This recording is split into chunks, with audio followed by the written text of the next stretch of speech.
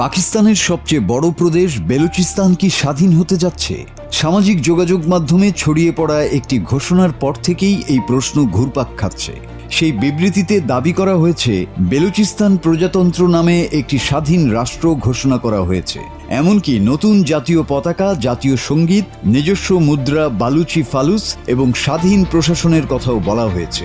আরও দাবি করা হয়েছে বেলুচরা নাকি প্রদেশটির 85%-এরও বেশি এলাকা এবং সোনা ও তামার খনি, 150-টিরও বেশি গ্যাস ফিল্ড এবং 1200-রও বেশি সচল কয়লা খনি নিয়ন্ত্রণ করছে।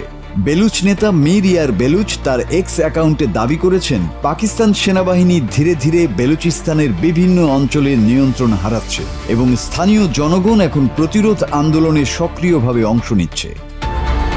তবে এখানেই রয়েছে সবচেয়ে গুরুত্বপূর্ণ তথ্য। এখন পর্যন্ত এসব দাবি স্বাধীনভাবে যাচাই হয়নি। পাকিস্তান সরকারও এমন কোনো স্বাধীনতার ঘোষণার কথা স্বীকার করেনি। রয়টার্স, আল জাজিরা, এপি, ডন কিংবা জিও নিউজের মতো কোনো নির্ভরযোগ্য আন্তর্জাতিক সংবাদ মাধ্যমই বলেনি যে বেলুচিস্তান কার্যকরভাবে পাকিস্তান থেকে বিচ্ছিন্ন হয়ে গেছে। তাহলে প্রশ্ন হলো, বেলুচরা কেন স্বাধীনতা চায়?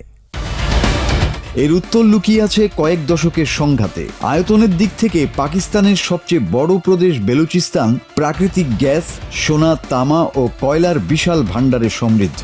কিন্তু দীর্ঘদিন ধরে বেলুচ জাতীয়তাবাদীদের অভিযোগ, এই বিপুল সম্পদ থেকে লাভবান হয় ইসলামাবাদ, আর স্থানীয় মানুষ থেকে যায় দারিদ্র্য, বেকারত্ব ও উন্নয়ন বঞ্চনার মধ্যে।